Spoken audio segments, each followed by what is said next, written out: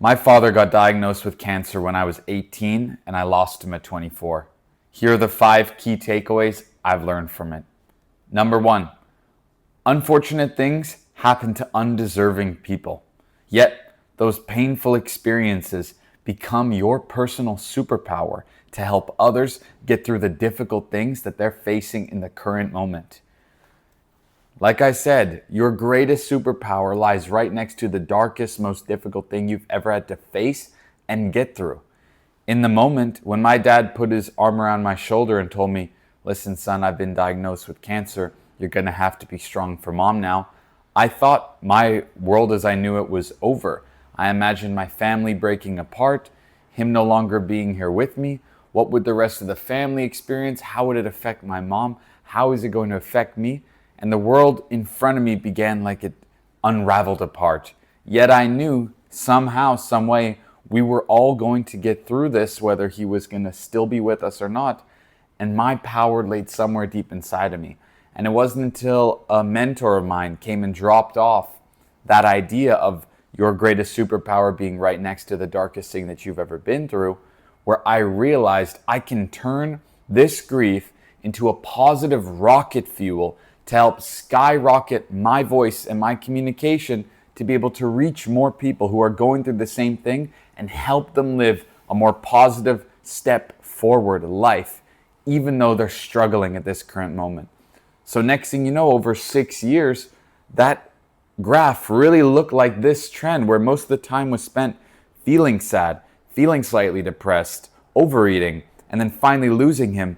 And this most recent 2 years has been some of the most impactful up until now, with the most amount of personal growth.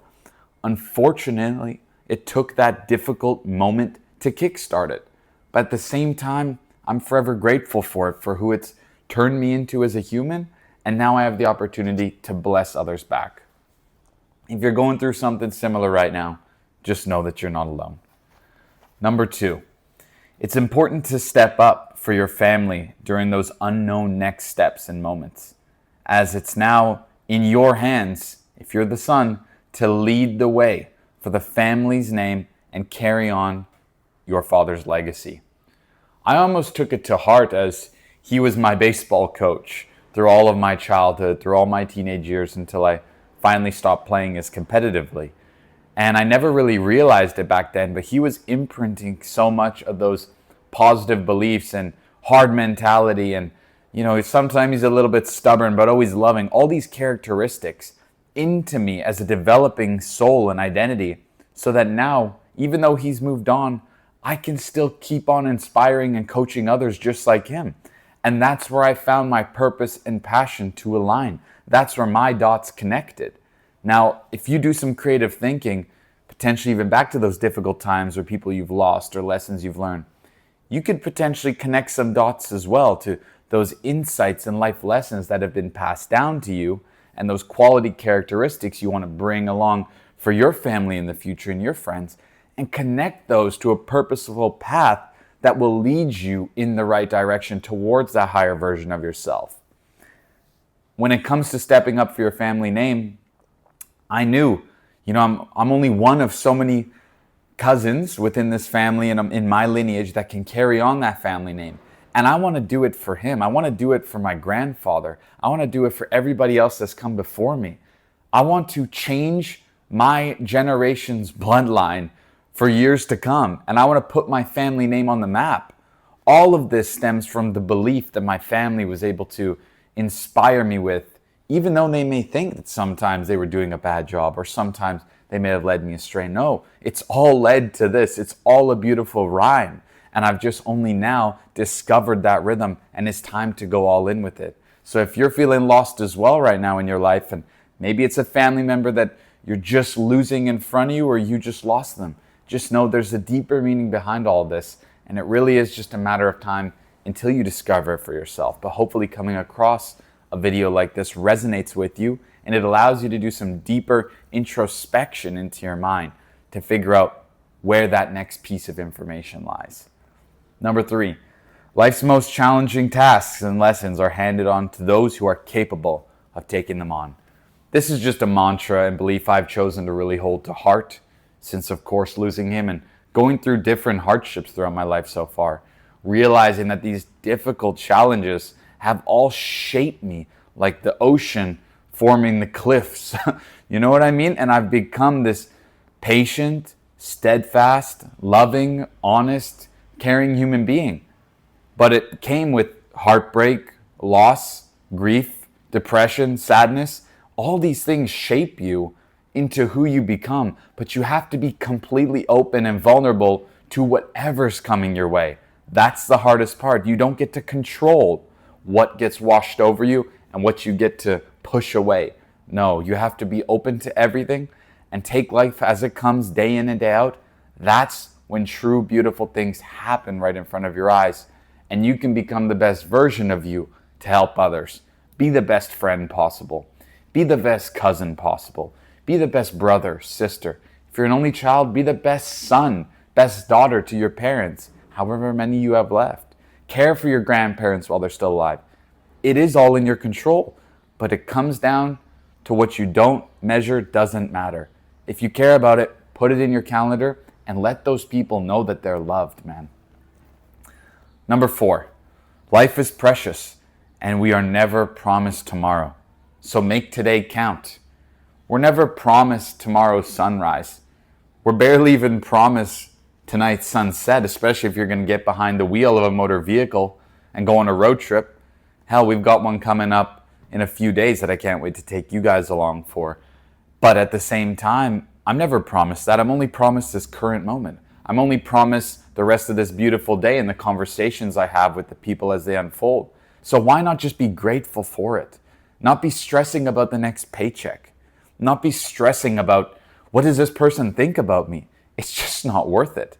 All I care about is taking care of my well-being, physical health, mental health first, and living each day like it is my last and being grateful for the present moment so that when tomorrow does arrive, what washes over me?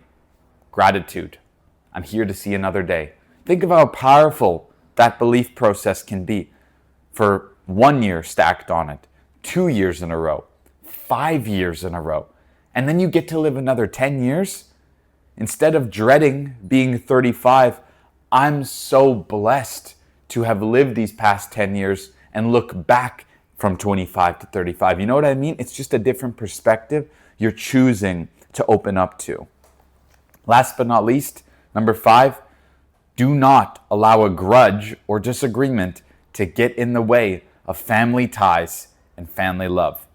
Just imagine for me that the last words you ever got to say to somebody was left in a negative or harmful, impactful way. And then that person passed on. How would that make you feel?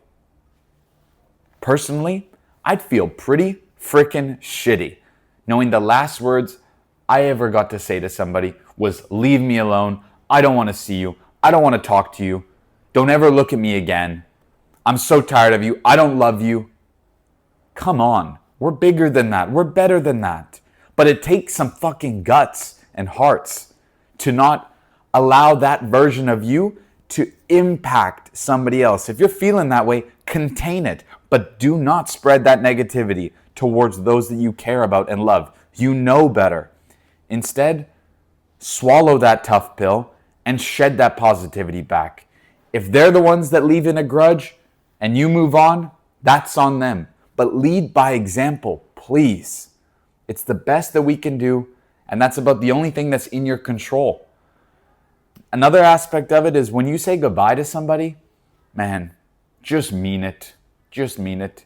Because when I was at the bedside of my dad, and he was starting to become less and less clear in his mind and starting to mumble and no coherent sentences, I didn't realize that was going to be my last goodbye. I didn't realize that less than 48 hours later, when I'm sitting on the beach after dinner with my friends, winding down, listening to the sound of the water lapping, I'm getting a call from my mom saying, he just moved on, son. I love you so much. He took his last breath. He cares for you. He loves you.